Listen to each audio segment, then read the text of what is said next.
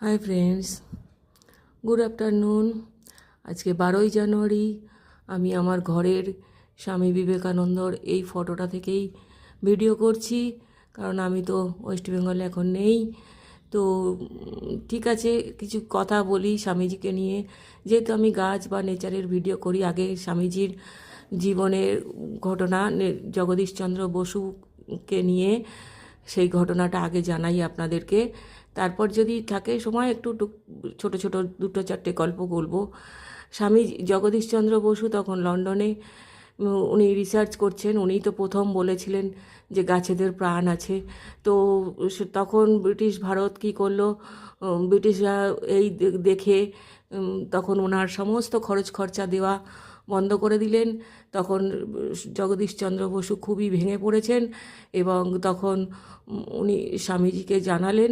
স্বামীজি তখন খুব ওনার ওপর রেগে গেলেন।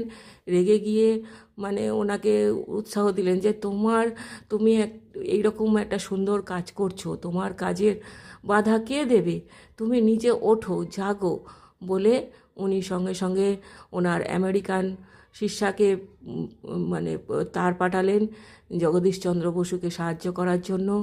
তা এবং তার রিসার্চের সমস্ত খরচ খরচা চালানোর জন্য, এবং উনি সেইভাবে সাহায্যও করলেন। স্বামীজি এইভাবে জগদীশচন্দ্র বসুর পাশে থেকে ওনাকে সাহায্য করে ওনার কাজকে এগিয়ে নিয়ে যেতে সাহায্য করলেন। এই হলো জগদীশচন্দ্র বসুর সাথে স্বামীজির ঘটনা। আরও একটি ঘটনা বলছি। বীর সন্ন্যাসী বিবেকানন্দ নিয়ম নিষ্ঠার দিক থেকে কতখানি কঠোর ছিলেন।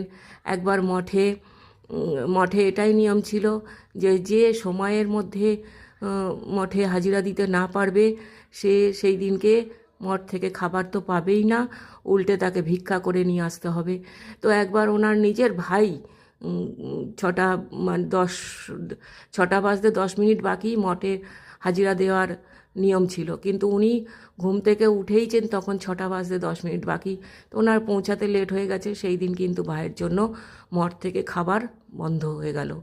উনি ভাই বলে কোনো ক্ষমা ঘেন্না করেননি।